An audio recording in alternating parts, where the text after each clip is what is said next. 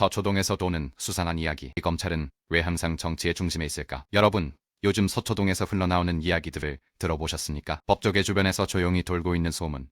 이른바 지라시 이야기입니다. 검찰 내부에서 새로운 수사 시나리오가 준비되고 있다는 말입니다. 그것도 지금까지 알려진 사건이 아니라 전혀 다른 사건을 통해 정권을 압박하려는 움직임이 있다는 이야기입니다. 물론 지라시라는 것은 언제나 과장이 섞여 있습니다. 출처도 불분명하고 사실이 아닌 경우도 많습니다. 하지만 정치권에서는 이런 말이 있습니다. 연기가 나는 곳에는 불씨가 있다. 그래서 중요한 것은 이 이야기가 사실이냐 아니냐가 아닙니다. 더 중요한 질문은 이것입니다. 왜 지금 이 시점에 이런 이야기가 나오고 있는가? 사실 한국 정치에서 이런 장면은 처음이 아닙니다. 정권이 바뀌고 새로운 정부가 들어서고 그리고 검찰개혁 이야기가 나오기 시작하면 어김없이 등장하는 것이 있습니다. 바로 정치적으로 파장이 큰 수사입니다. 이 패턴은 지난 수십 년 동안 반복되어 왔습니다. 대통령이 바뀌어도 여당과 야당이 바뀌어도 이 장면만큼은 놀라울 정도로 비슷하게 반복됩니다. 왜 그럴까요? 저는 그 이유가 조직의 시간 차이에 있다고 생각합니다. 대통령의 임기는 5년입니다. 하지만 검찰 조직은 수십 년 동안 그대로 존재합니다. 사람은 바뀌어도 조직 문화와 권력 구조는 쉽게 바뀌지 않습니다. 그래서 어떤 정권이 들어와도 검찰은 결국 자신들의 방식으로 살아남는 법을 알고 있습니다. 최근 서초동에서 돌고 있는 이야기 중에는 특히 눈에 띄는 것이 하나 있습니다. 바로 연기금 900조 수사 시나리오입니다. 내용은 이렇습니다. 정부가 연기금 운영 과정에서 특정 방향으로 정책 압력을 넣었을 가능성을 검찰이 직권남용이나 배임으로 수사할 수 있다는 이야기입니다. 물론 이것이 실제로 진행될지는 아무도 모릅니다. 하지만 이 시나리오가 주목받는 이유가 있습니다. 이 사건은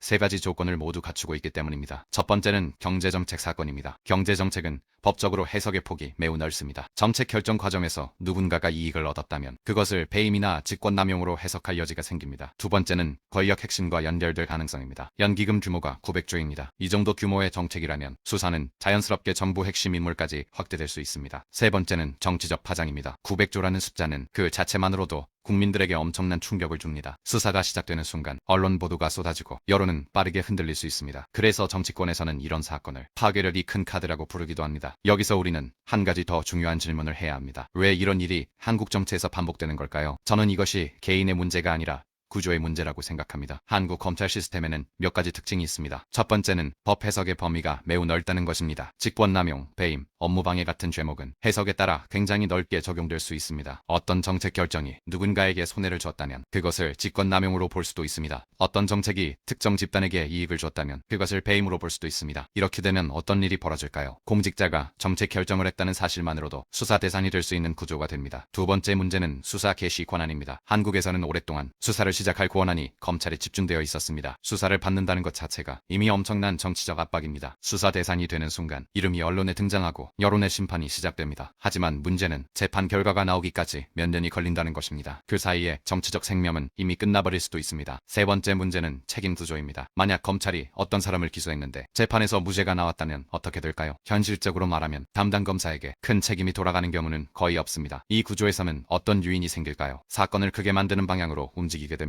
성공하면 큰 성과가 되고 실패해도 큰 불이익이 없기 때문입니다. 그래서 한국 정치에서는 이런 패턴이 반복됩니다. 검찰이 정치적으로 민감한 사건을 잡습니다. 수사가 시작됩니다. 언론 보도가 이어집니다. 여론이 움직입니다. 그리고 몇 년 뒤 재판 결과가 나옵니다. 하지만 그때는 이미 정치적 피해가 돌이킬 수 없을 정도로 커진 뒤입니다. 그렇다면 해결 방법은 무엇일까요? 저는 세 가지가 필요하다고 생각합니다. 첫째, 직권남용이나 배임 같은 포괄적 죄목을 더 명확하게 규정해야 합니다. 둘째, 정치적으로 민감한 사건에 대해서는 수사 개시 과정에 외부 통제 장치가 필요합니다. 셋째, 근거 없는 기소로 무죄가 나왔을 때 책임을 묻는 시스템이 만들어져야 합니다. 권력에는 항상 책임이 따라야 하기 때문입니다. 마지막으로 가장 중요한 이야기를 하겠습니다. 검찰 개혁은 정치인의 문제만이 아닙니다. 이것은 민주주의 구조의 문제입니다. 권력이 어떻게 분산되고 어떻게 서로 견제하고 어떻게 시민에게 책임을 지는가의 문제입니다. 그래서 이 문제는 정치인에게만 맡겨둘 수 없습니다. 결국 중요한 것은 시민의 지속적인 관심과 감시입니다. 2016년 겨울 수백만 시민이 촛불을 들고 광장에 모였습니다. 그 작은 촛불이 모여 대한민국의 권력을 바꿨습니다. 그 힘을 우리는 이미 한번 경험했습니다. 그리고 그 힘이 계속 존재하는 한 한국 민주주의는 앞으로 나아갈 수 있습니다. 저는 그 시민의 힘을 믿습니다. 여러분은 어떻게 생각하십니까?